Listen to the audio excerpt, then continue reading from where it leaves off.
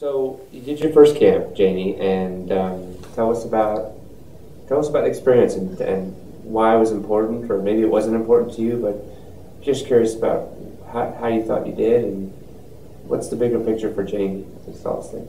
I think anytime somebody comes to any event, there's a tremendous amount of apprehension as to what's this going to be like, what am I going to walk away with, and so for me coming here, and I only found out about it for almost 5 weeks before the camp, and so I didn't know what I was coming to.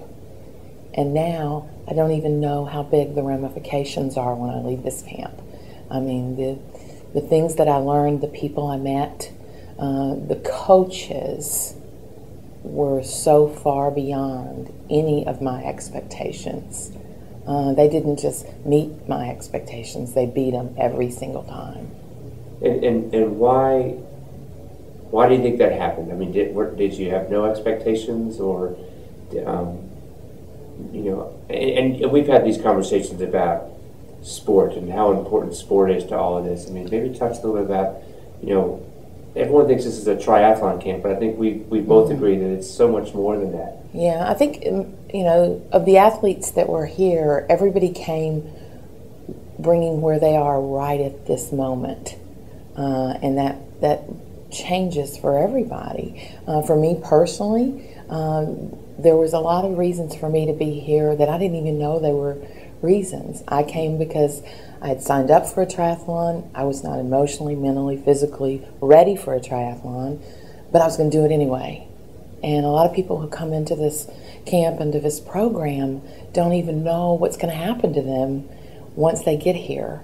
And the people, the volunteers, the people that are handling every single athlete, they're here for a whole different set of reasons. And so the ripple effect of this program this week goes way beyond a single moment. Mm-hmm. I agree. I think the impact we have on the volunteer base and the handlers is sometimes even more significant than the impact we have on the athletes. But what stands out for you? What's the high point of the camp experience? Well, I guess I somehow expected to be around a group of, at some level, whiners. And boy, was I surprised that there are no whiners here, that there are only winners here. And for me, the only difference between a winner and a whiner is the sound of the I. And so I saw people that weren't victims, they were victorious. And I saw people that weren't pitiful, they were powerful.